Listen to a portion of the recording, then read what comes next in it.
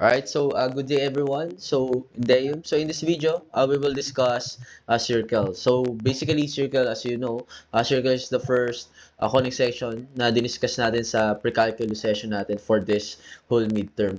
Alright, so in this video, i-discuss lang natin yung mga possible questions or mga possible problems regarding circles. Alright, so yun, so let's start. So una, actually this is just a review. And so una, let's discuss the standard form of circle. So standard form of circle. So at this point, dapat you already memorized this one. So the standard form for circle is x minus h squared plus y minus k squared equals r squared. So ano ba ibig sabihin ng mga variables dito? So the hk, this is the center. Alright, then r, this is the radius. Alright, so this is the radius of the circles. Alright, now, first problem na pwede natin ma-face regarding standard form of circle is this one. So, allow me to give some examples. So, given the following,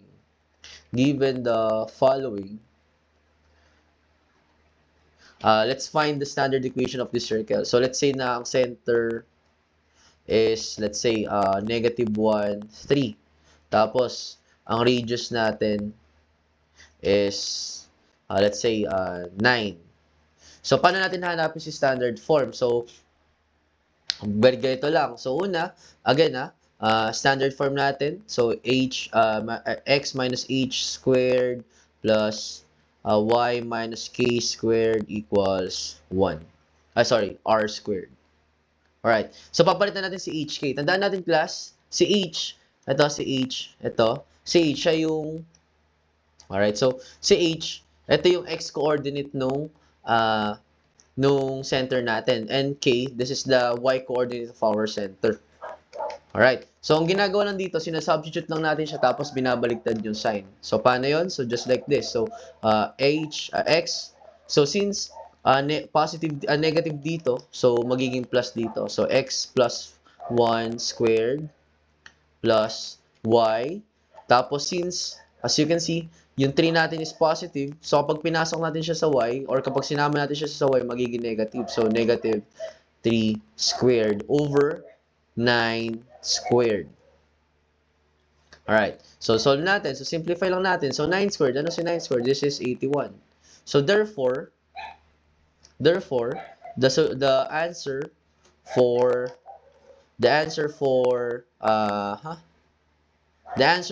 question number 1 is this. So the standard form of the circle centered at -1, 3 with radius of 9 is this one. So x plus 1 squared, quantity x plus 1 squared plus quantity y minus 3 squared equals 81. Alright, so second question. So paano naman kapag ang center natin, ang center is nasa origin, is at origin. And radius is, let's say, 3. Alright, so paano ginagawa natin dito? So we just use the formula. So ano yun? So x squared plus y squared. Tapos i-square lang natin sa radius. So, ang radius natin is 3. So, ano ba yung 3 squared? So, 3 squared natin, we know that this is 9. So, just copy the left side, which is x squared plus y squared equals 9. Ayan. So, ito yung ginagawa natin. This is how we solve if the given circle is centered at origin with radius of 3. Alright, sige.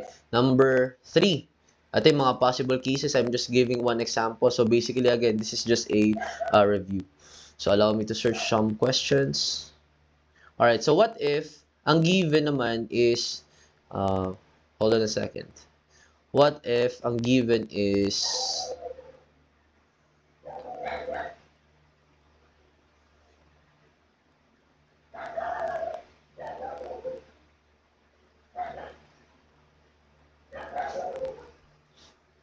alright, so what if ang given naman is center, given si standard form, tapos hahanapin natin si center tsaka si radius. So how do we do that? So first For example, ito yung example na standard form. So, x plus 9 squared plus y minus 5 squared equals 16. Ayan. So, tandaan natin, again, yung HK natin, itong center natin, binabaliktad lang natin. Binabaliktad lang natin. So, ang center natin dito, as you can see, since this is 9, so kapag naging coordinate siya ni center, magiging negative 9. So, binabaliktad lang yung sign. Alright, so, ganun lang. Tapos ito, negative 5, minus 5, so magiging positive 5. So, ito na yung center natin.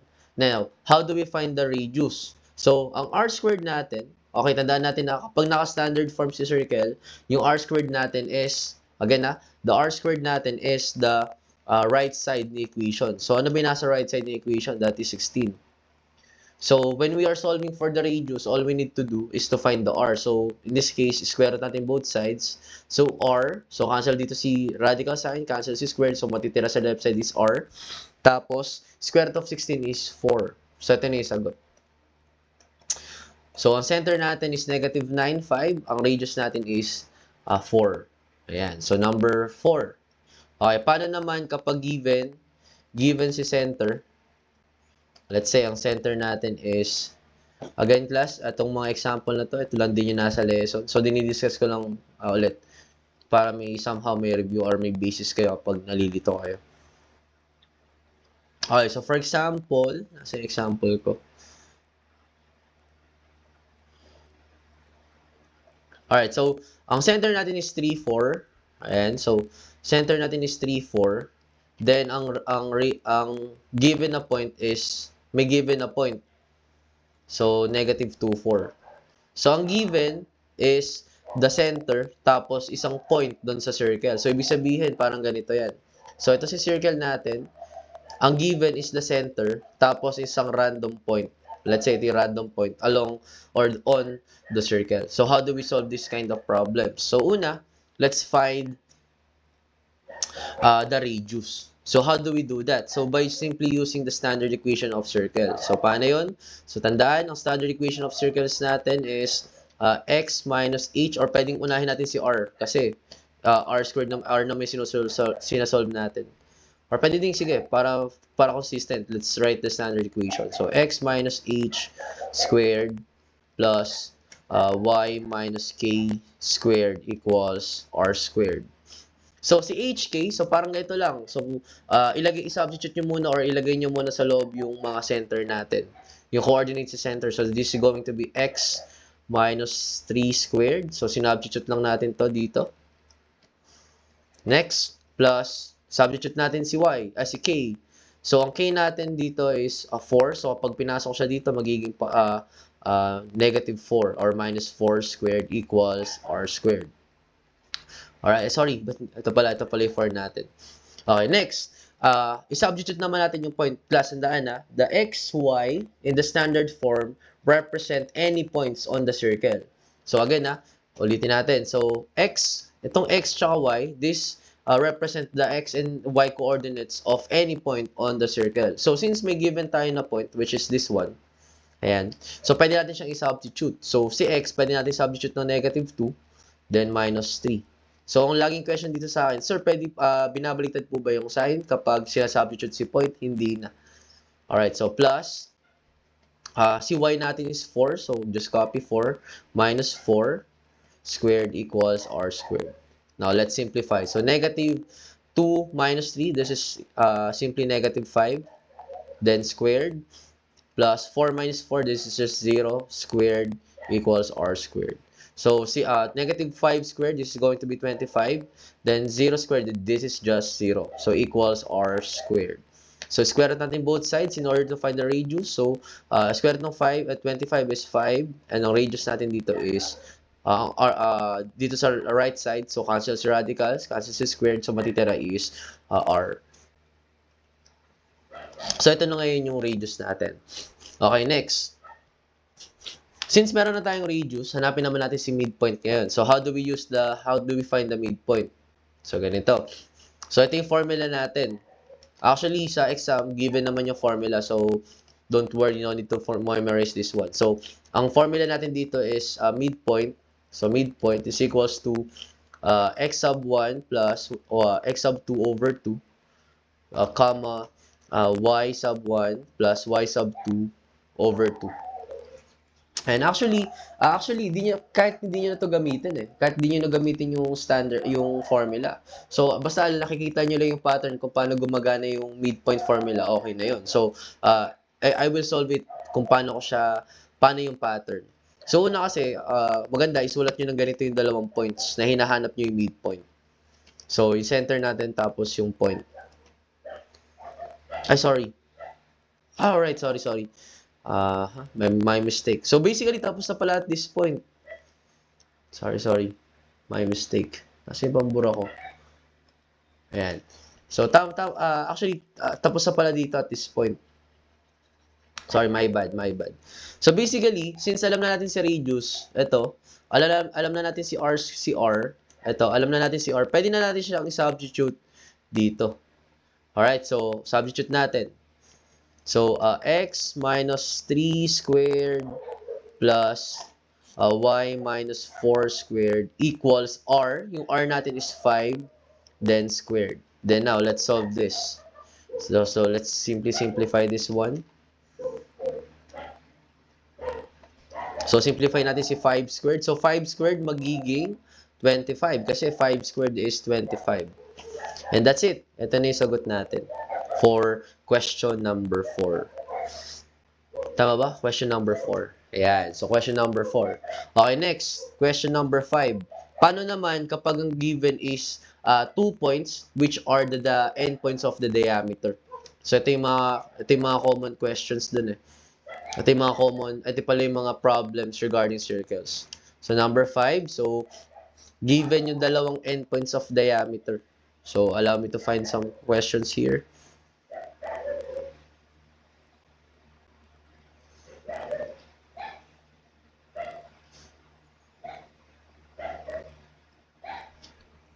Okay, so ito yung dalawang endpoints. So, endpoints of diameter. Endpoints of diameter. Diameter are, ito yung dalawang endpoints. So, we have negative 2, negative 1, and sorry, pangit tong ends ng ampersand ko. Ayan. So, and 4, 7.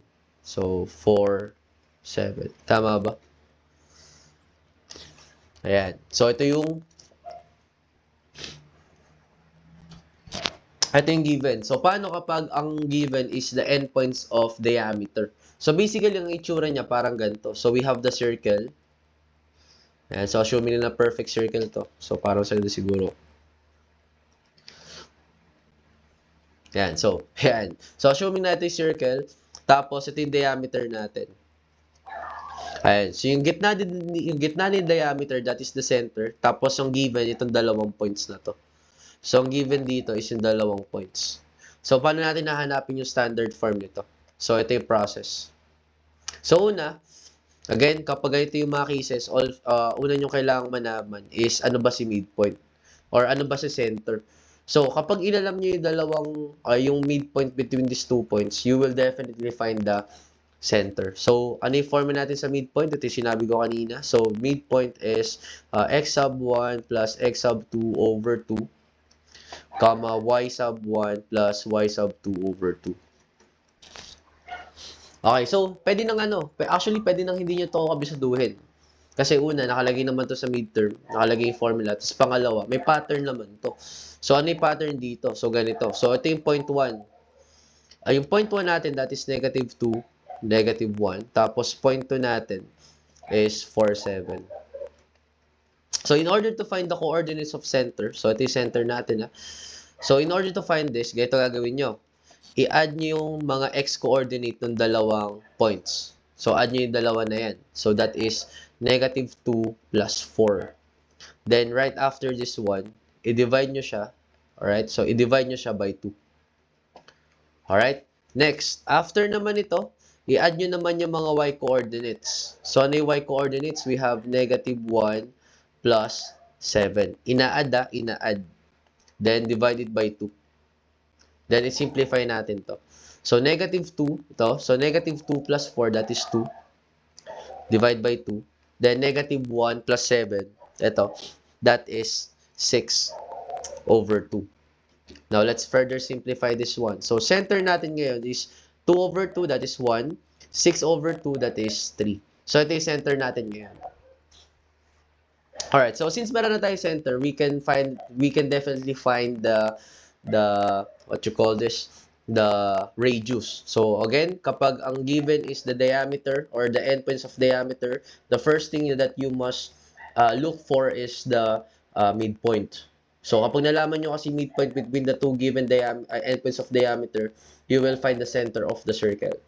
Now, since you after you find the midpoint or the center of the circle, now at this moment, pwede nyo nang hanapin ngayon kung ano yung radius ni circle. So, what is the distance from the center and the edge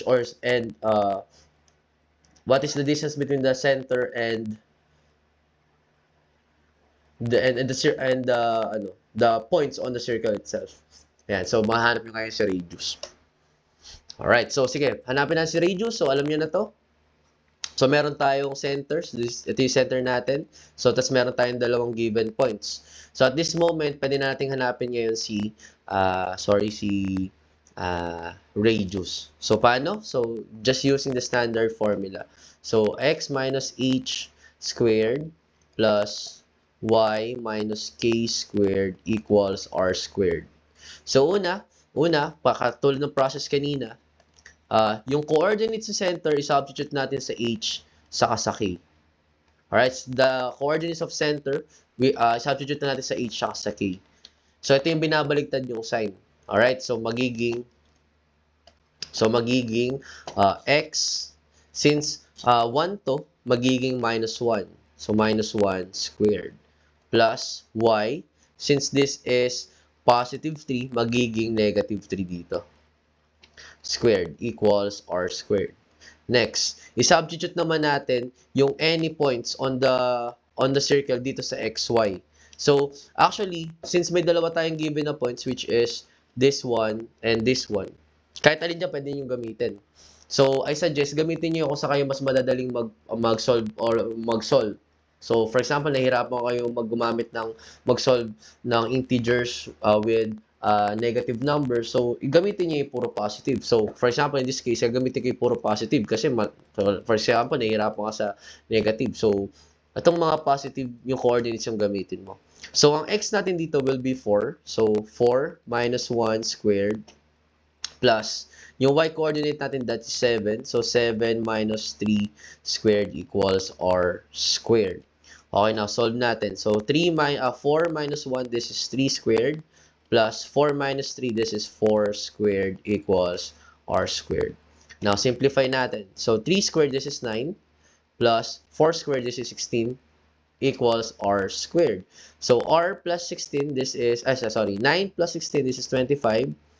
Equals r squared. Then, solve for r. So, r. Okay, so yung r, both sides square root natin. So, sa left side, square root of 25, this is 5. Then, sa right side, cancel si radical, cancel si squared. So, this is going to be r. So, therefore, ang radius natin is 5. Now, since we already find the radius, so, alam natin si radius, pwede natin siyang i-substitute dito. Ayan, so, substitute nyo na kagad dyan. Okay? So, allow me to copy this one. Okay, so copy ko lang to. Ayan, so copy. Then just paste it right here. Alright, so yung R natin, as you can see, yung R natin, this is equals to 5. So, barahin ko na to. So, ang R natin, sorry. Yung R natin, papalitan ko lang ng 5. So, R natin is going to be 5. Then, solve. So, 5 squared, this is 25. Then, just copy the left-hand side. So, x minus 1 squared plus y minus 3 squared equals 25. And, this is now the answer dito sa question natin dito. Wherein given yung dalawang endpoints ni diameter. Ayan. So, that is the process. Okay, next. Number 6, ito yung last part, converting from general to standard form of circle. Alright, so paano naman kapag ganito yung mga cases? Alright, so hanap lang ako ng question. So kapag ganito yung cases, ito yung tanong sa exam, sorry, hindi ito yung tanong sa exam baka ma-clip out of context. So, ito yung tanong sa sa lesson natin. So, then nire-rediscuss ko lang para somehow may review kayo. Or kapag nalilito pa rin kayo, meron kayong basis kung paano kayo magre-review. So, ito yung standard general form ng circle. So, we will convert it into standard form. So, alam nyo naman, meron tayong 4 steps. So, the GSSF. Group, square, simplify, factorize. So, una, gawin natin yung group. So, i-group natin yung x and y terms. So, ano ba yung mga x terms natin? So, we have x squared and negative 10x. So, just copy this one. So, x squared minus 10x. I-group natin. Alright, next, plus. Yung mga y terms naman. So, we have y squared minus 14y. So, y squared minus 14y, closing parenthesis, equals. So, yung coefficient natin na 7, itatranspose natin sa kabila. So, kapag tinranspose natin yan, magiging positive 7. So, tapos na tayo sa unang step, which is groupings. Next, let's solve it by, next step is completing the square. So, how do we complete the square? So, ganito. So, una, sulat nyo muna to. So, open bracket, x squared minus 10x plus space, closing bracket, plus y squared minus 14y plus open space, closing bracket, equals 7. So, magko-completing the square na tayo at this moment.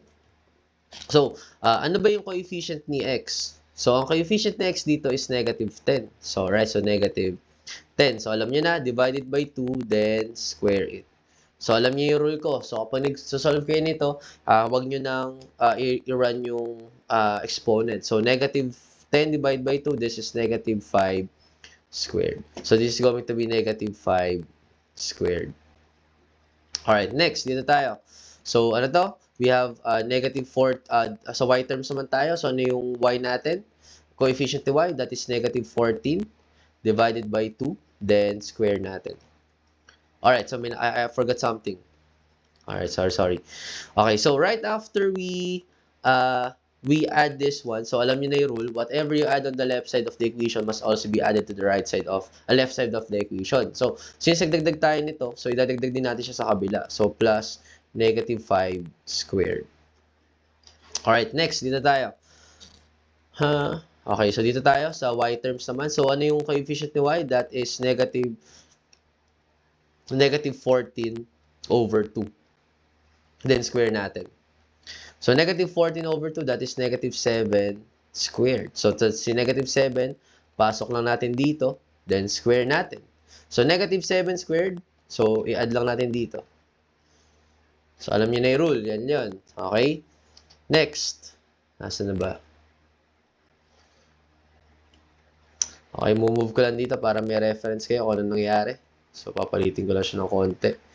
Alright, so next, right after we complete the square, next step is simplify. So, simplify natin to. So, 7 plus negative 5 squared, that is 25, plus negative 7 squared, that is 49.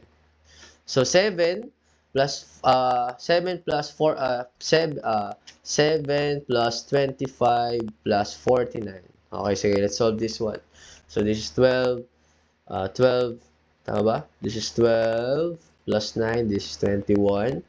So, ayan, 81. So, 7 plus 25 plus 49, this is 81. Then, just copy yung nasa left side. Ito yung process natin converting from general to standard form.